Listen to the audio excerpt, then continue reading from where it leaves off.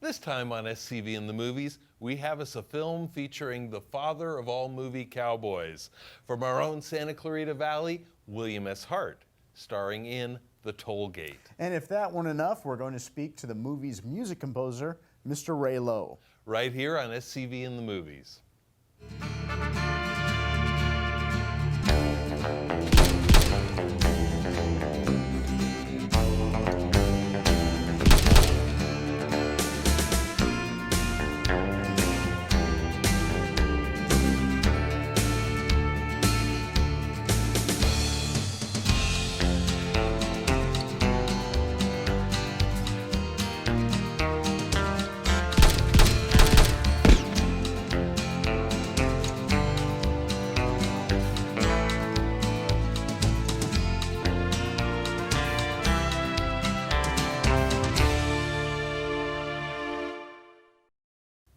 Well, welcome back, friends, to another edition of SCV in the Movies.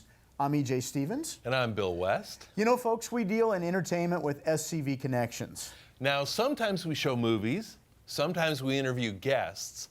This time around, we got both. That's right. For our movie, we're featuring one of the best ever made by a fellow that used to live up the hill from us here in Newhall, Mr. William S. Hart. Yep, and it's The Tollgate from 1920, considered by many, including Hart, to be his best film.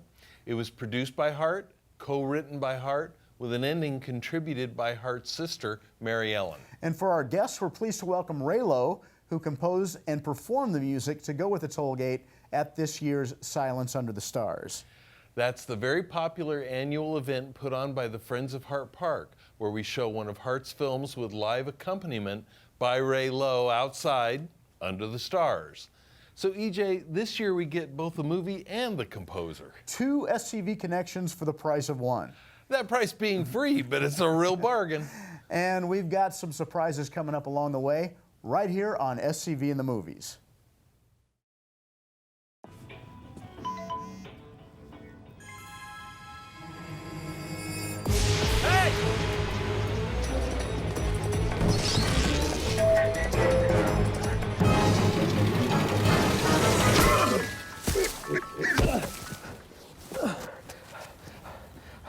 So, same time next week? Well, of course. Put away a few bucks, feel like $1 million. For free tips to help you save, go to Feed the Pig. Well, welcome back to SCV in the Movies. As we said, we're about to show The Tollgate, one of Hart's best films from 1920. And we're especially pleased to introduce you to the fellow that composed and performed the music at this year's Silence Under the Stars, Ray Lowe. Hi, Ray. Hey, Ray. Hi, guys. So glad you could make it. Thank you for coming. Thank you for having me. How did you come to be involved with Silence Under the Stars? Well, it started about 14 years ago. My daughter was in college and was the intern at the Hart Museum one summer. And so as a result of that, we, parental units came to our first Silence at the Under the Stars, and it was a fabulous, enjoyable sort of thing. And I realized that I could probably contribute something to the music aspect of that. And so I threw some music down on a CD, I sent it into the board, and I said, hey, I'd be willing to do this for you. And by the way, I'd do it for free. Maybe that was the hook. That was your mistake. Free is good. Yeah. So the next year I did it, and the rest is history. And for 15 years you've been doing it at that same great price. And we Yeah, appreciate same that. great price. Yes, yes. So, well, I tell you what, we're going to triple your salary. There you go. Great. I was going to hold out for an increase. Now, by trade, you're not a musician. I mean, that's not where you're in your paycheck, right? I do not make my living as a musician. I was trained through college as a musician. My lifelong dream as a child was to go to college and major in music, which I did. And then I thought, gee, I don't really want to be a concert pianist. I'm looking at all these other people in school with me, and they're like awesome. And I look at myself and I go, you know, you're not that awesome. We think you are. See, us mere mortals would never, Yeah, we'd think never you're draw incredible. that conclusion. Yeah, because you are awesome, as the audience will see here in a bit. Well, I have decided instead, and I teach our two children this too, who are now adults, and I said, look, if you have talent, it's really a gift. It doesn't matter if you use it to make a living or not, but you do have to use it. So since I'm not using it to make a living, I feel like it's necessary for me to give back in some way using what gifts I have. So. Well, you certainly do that. How did you pick keyboard? Was that because you were, was that just the natural choice for you? Or? My older sister picked the keyboard, the piano, and she's 3 years older than I was, and she started taking piano lessons, and I was age 4, and after her lessons, I would climb up on the piano bench and start banging on the keyboard, and my mother said, well, if he's going to do that, he's going to learn proper. So I started taking piano lessons at age 4 and through the middle of college. I took piano lessons. Now, was there a time, I got to ask this because I'm asking for selfish reasons because of my kid. Did your parents make you for a time, or were you always enthusiastic about it? No. I was, I'm not a highly disciplined person, and I wasn't a highly disciplined kid either. When I joined Cub Scouts, that was so important. I said, can I stop taking piano lessons? And my mom said, no. There were 2 other times like that when I asked to stop taking lessons for what I now know are unworthy reasons. And I guess she figured, I don't think that's a worthy thing. I think she might have figured out that I really had, some degree of talent. That was not Cub Scouts. And so I stuck with it, and she did, it was absolutely the right thing. It was the right thing to do. That's good. I know from my brief flirting with trying to be involved in music, and I quickly learned, not for me, I better learn computers. There's performing, which it sounds like is the direction you were heading, but there's also composing, and that's often a completely different thing. How did you learn to be able to compose this music that you make? Well, disclaimer here. I do not consider myself a composer, and I'll explain why in a second. I'm primarily a performer. If you think about this, back in whenever music started, there was no such thing as composers and performers. There were just performers who played music, and they were also the listeners. It was all wrapped up in one, and then someday, somebody started doing something repetitious enough that it could be repeated later, and whoever did that, came up with that was the first composer. Because now there was something that was done deliberately so it could be replicated later by the same person, or maybe even by somebody completely different, who then became a pure performer of somebody else's compositions. So I'm not really a composer in the way that we think of it today in the highly specialized sense. One of the things that keeps me very humble as far as my own accomplishments in music is I am in the company of some world-class, fabulous musicians by virtue of being on the board of the Los Angeles Chamber Orchestra. Oh, okay. Those composers, those musicians, those are composers and performers. I'm like nothing.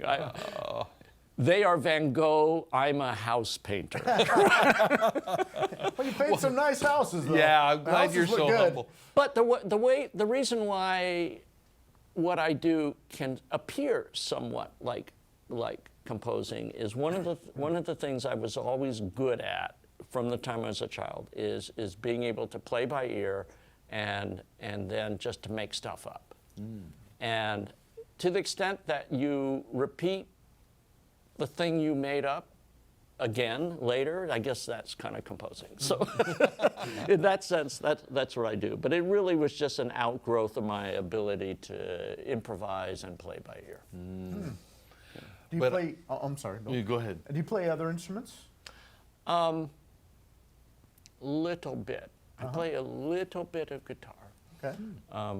When I was trained as a music teacher in college, it was advised, it was in the late 70s, Actually, it was my first teaching job would have been 1978, which was the year of Proposition 13, for those of you who remember that. And it was also predicted to be the year when all policemen, firemen, and teachers would lose their jobs, right? Oh, And okay. certainly the new ones weren't going to get jobs. And so Okay. I was going to be one of the new ones. It was also advised that if you're a music teacher, you better know how to play guitar, because that's very popular.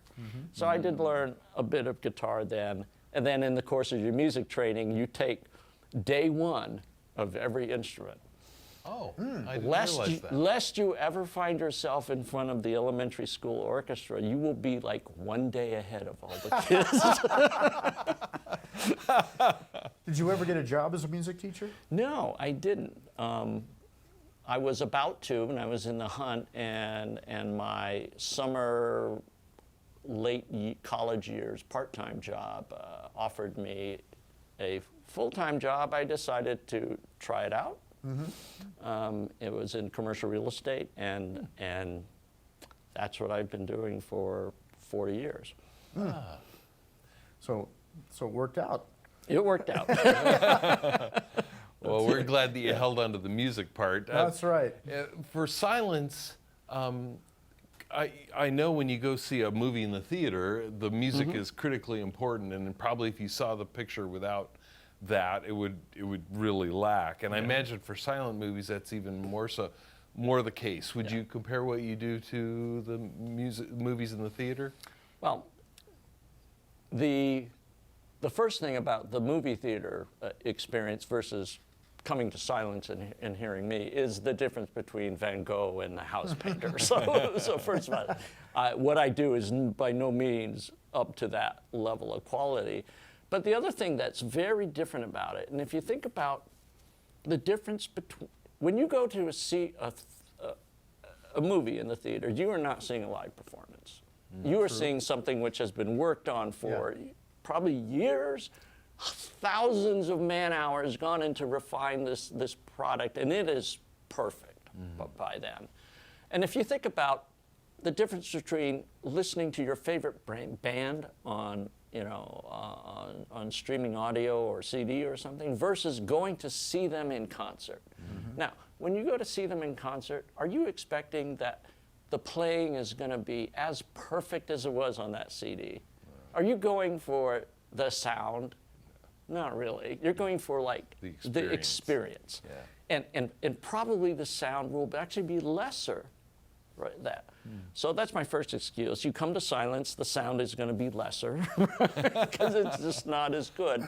But the difference is that, like an audience member in silence, like you guys, we're all watching the same movie at the same time.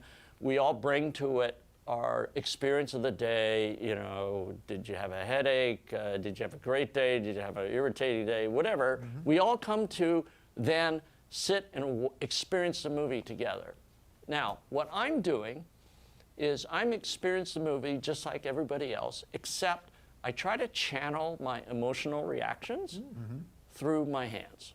And so, and to listen to it that way.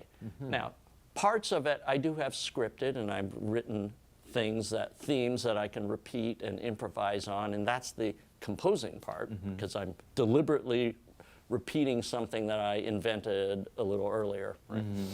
But 90% of the soundtrack is not scripted. It is improvised on the spot. But on the theme that you decided in advance. On the could be. But it's mostly informed by the emotional reaction that I'm having from watching the story, as is every other audience member. So that's the difference.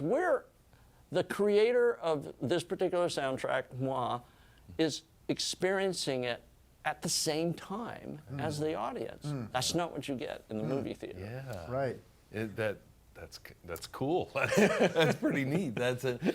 When we send you the movie, what's your process for coming up with your themes that you then may or may not follow live? Well, the most important part of the process is is the first couple months after you send me the movie.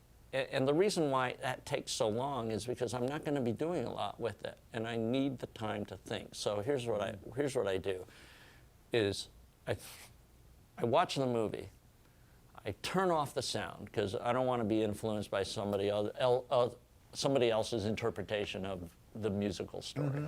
So I just watch it, and then I might make some notations about like what's happening, and then I will probably watch the movie 2 or 3 times.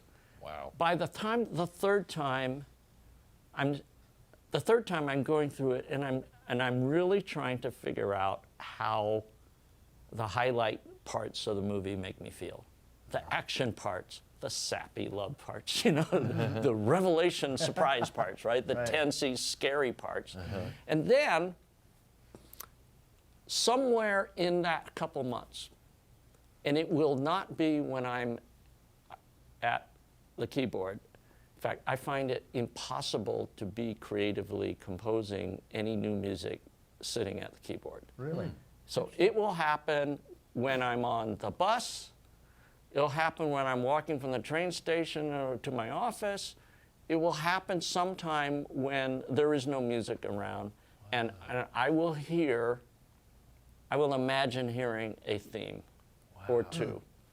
And then I quickly try to record it somewhere so it lets it escape me. And then I ruminate on that for a while. And most of the time, the first thing that comes to me is right. Interesting. Now, for these movies, you really need 2 themes. You need kind of the heroic, exciting, whatever theme, and then you need the sappy love theme. And everything in between can be derivatives of those 2. So I'm listening to these two themes once I've got them and thinking of what are all the musical possibilities with them. And that's why I need those couple months, because you can't rush that part. Wow. The last couple weeks, they're frantic. That's programming the synthesizers and putting my notes into my iPad and doing all that. But that's by then the creative part is the important creative part's done.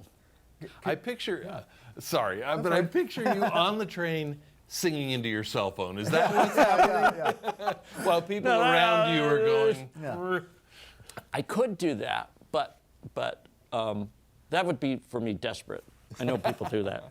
That's embarrassing. But my iPad pretty much is with me all the time, and I have some music notation software on the iPad that Oh, that's great. The best place for me to compose is on summer vacation, somewhere out in the wilderness or Yellowstone or something like that, because it's, it clears out your mind of other stuff. But I don't always get that luxury, but that's like ideal. Especially when we get you the movie really late. That's right. Yeah. Could you give us an example of what you've been talking about, like, how you do a romantic scene, or what type of music you'll use for that, or a chase scene or whatever? Well, and let me tell you one of the things that I'm mindful of, because I'm trying to replicate for the audience an orchestra. Because, we all know that 95% of the soundtracks that we hear in movies are orchestras. And so I don't want to be different. And an orchestra is an incredibly flexible thing.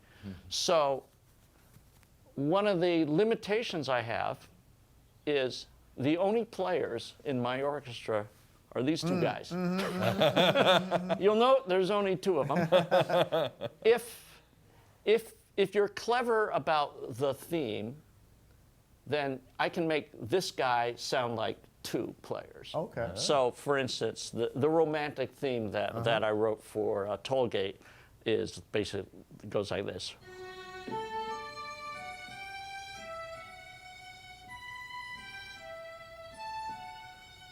So that's the violin section, right? Second violin section will still be the same guy, because I made this so I could play it with one hand, but sound like 2 themes.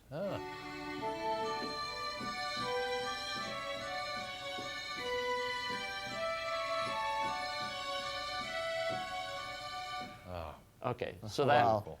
Now that actually took a little practice to get that like down cold. So in that sense, you know, that's not improvised on the spot because I'm going to use that theme a lot through the movie. Your question, romantic. Instrumentation is really important. To me,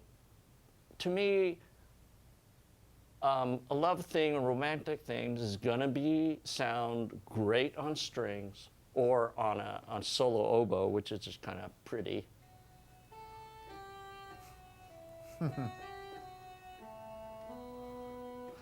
I just love the sound of a solo oboe. So it would be something somewhat soaring and sweet. So let's say.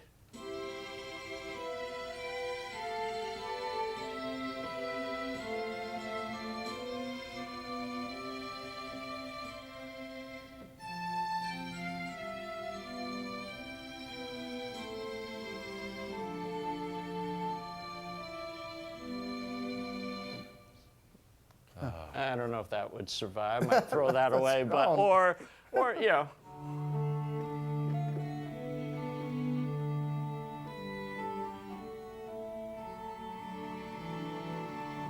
Oh, wow. It's probably in a major key. Okay. Minor keys are for like For the bad guys? For the sad scenes. The nice thing though, it's very easy to convert the happy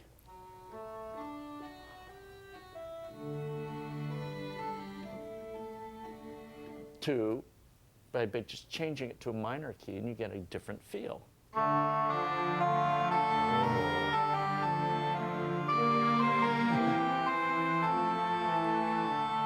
Oh, yeah. Oh, that's amazing. So, you know. Yeah. Why didn't I become a musician?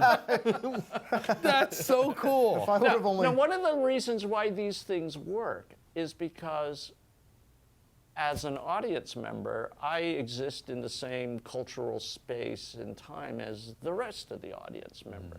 So I'm very mindful that when these movies were made 100 years ago, what the audience, quote, expected in terms of certain kinds of music connected with certain sorts of emotions was maybe different, except I wasn't there then, so I rejected the ability, the notion that I was going to try to be a film historian like you guys and try to like replicate what they really did back in the day, because frankly, the only thing I can really do is experience the movie the way we do in the 21st century, like the rest of the audience. And if it doesn't sound, quote, authentic to, you know, William S. Hart 1920, well, apologies, right? Right. Well, that's probably part of what connects you to the audience, which is why people love seeing you for 15 years and hopefully for another 15. Can you do a little example of maybe a chase scene and a shootout, stuff like that? Chase scene. This is where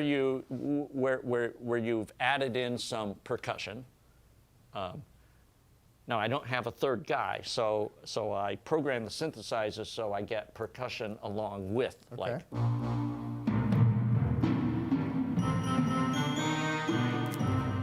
Okay, I'm going to make it a minor key because it's at least ominous, right? Okay. Maybe scary. So. Okay.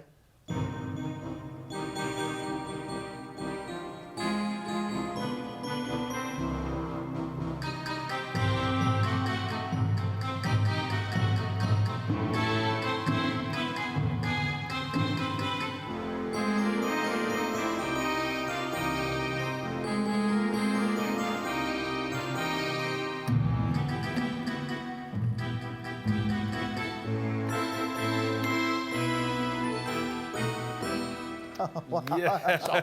That's great. Because I've seen the movie before, one of the things I have on my iPad, I don't have music on my iPad in front of me. I have notes. And you'll say, when this happens, then either change the program, you know, to get ready with the next set of instruments, or it's a reminder that somebody's about to be bopped on the head. Okay. And when that happens, you want to hit it right there. You want to be ready for it. Yeah. Right.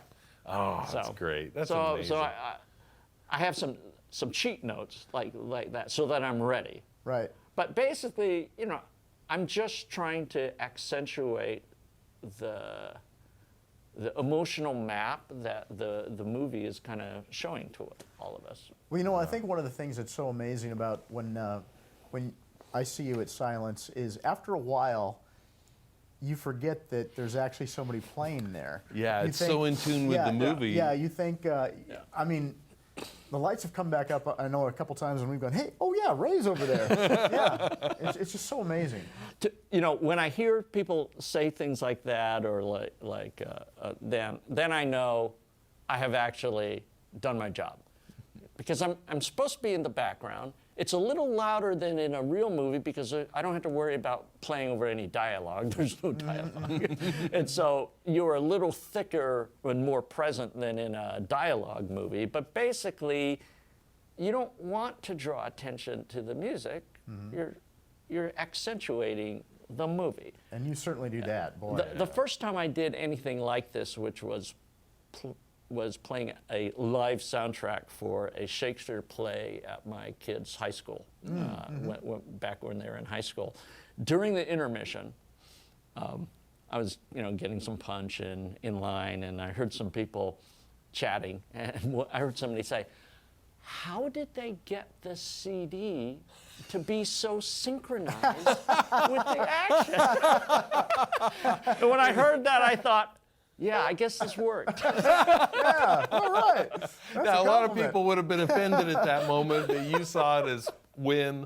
Yeah. That's fantastic. I wish we were talented. I do. You and me both, buddy. Oh, I'm telling man. you. Well, now let's get to our movie, and then we can talk to Ray some more at the end. Bill, anything you want to say about the flick? There is one quick thing I wanted to say. About 3 minutes into the movie, you'll see Bill on his horse Fritz. They go into a watery cave, and you'll see Fritz go under and Bill go with him. That wasn't planned. Fritz and Bill nearly died there, and actually Bill Hart stayed with Fritz even though it was a kicking, thrashing horse under the water. And I want you folks to listen as Ray punctuates that moment, and listen and don't do like we do and phase out on the music. Listen and enjoy the music to William S. Hart from 1920 in The Tollgate.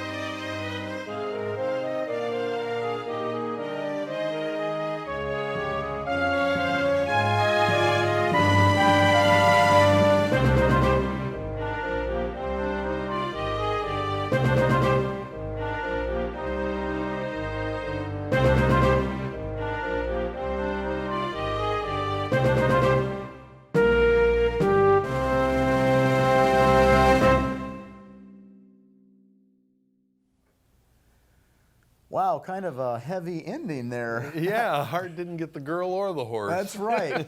Well, not Fritz anyway. But some fantastic music. Ray, how do you do it? The music adds so much to the experience, and you have to precede it by watching a silent movie without the music over and over and over. That can be difficult. That sounds like work.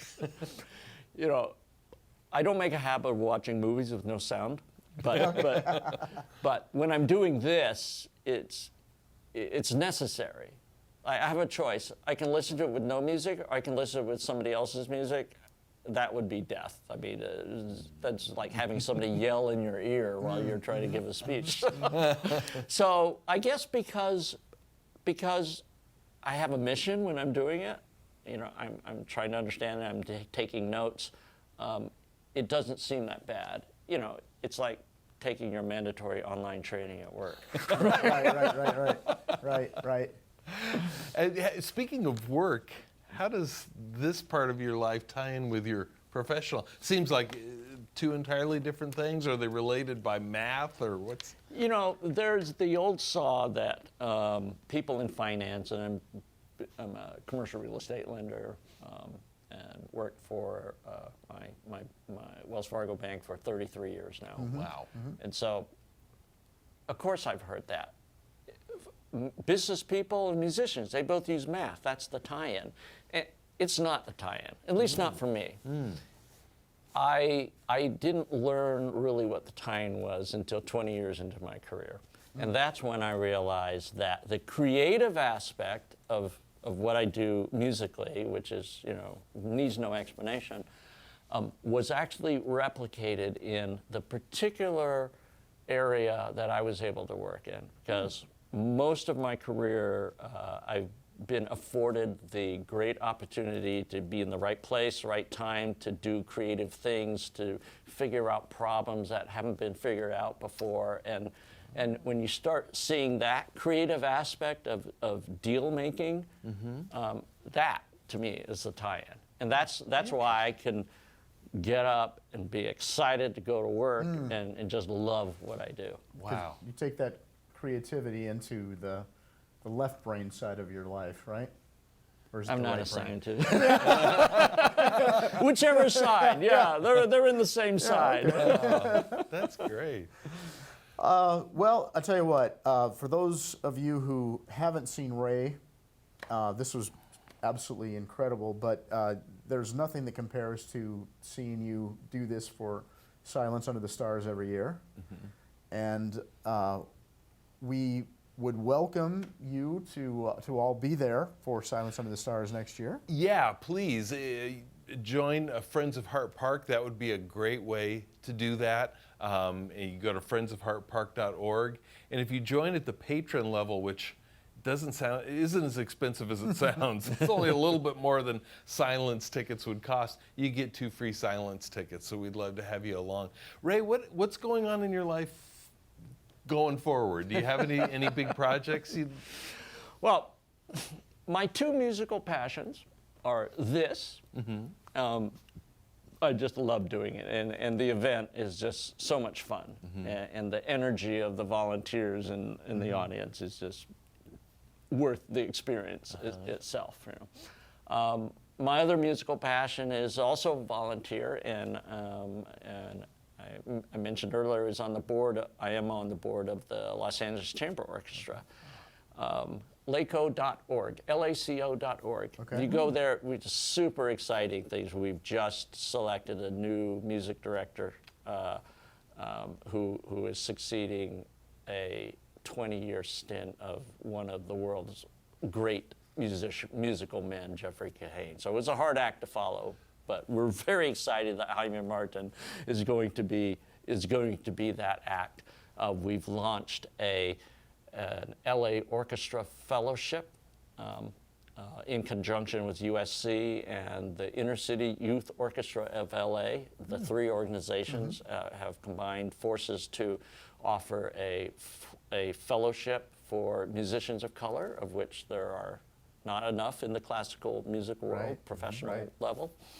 And so that's exciting. There's just a lot of exciting stuff. That actually the time and effort and the hours that I devote to the chamber orchestra are far exceed what I do for silence, but they are both absolute passions of mine. Oh, thank goodness for those passions. Give us that website one last time. LACO.org.